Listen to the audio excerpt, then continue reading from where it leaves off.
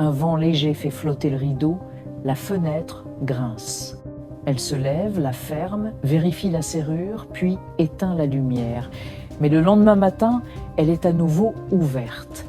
C'était en octobre 1986.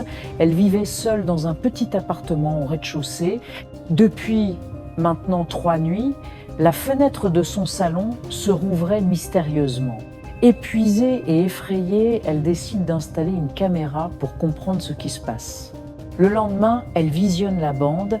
La vidéo ne montre rien de concret, rien d'autre que le loquet de la fenêtre qui tourne lentement, tout seul, à exactement 3h17 du matin. Le 4e soir, elle décide de tenter quelque chose. Elle prend un petit morceau de papier et le coince sous le cadre de la fenêtre. Dessus, elle écrit une simple question au stylo. « Qui es-tu » Le lendemain, son cœur s'arrête. Un instant. Le papier a disparu. À sa place, directement sur la vitre, il y a une empreinte de doigt, mais elle est du côté extérieur. Paniquée, elle appelle la police. Les officiers arrivent, inspectent minutieusement les lieux. Ils ne trouvent absolument aucune trace de pas, aucune marque d'effraction. Tout est en ordre.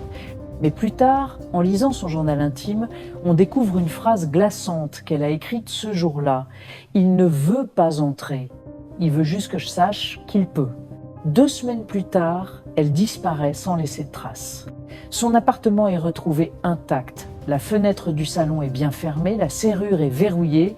Tout semble normal, à une exception près. Le petit morceau de papier est revenu.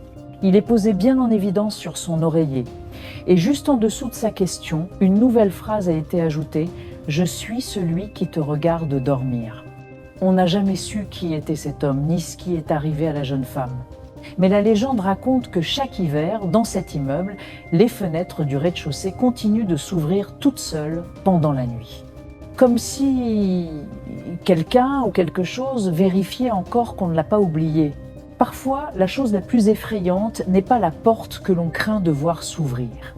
C'est la fenêtre qu'on a oublié de verrouiller dans notre propre esprit. Merci d'avoir écouté. Si cette histoire vous a plu, n'oubliez pas de vous abonner pour ne pas manquer les prochaines.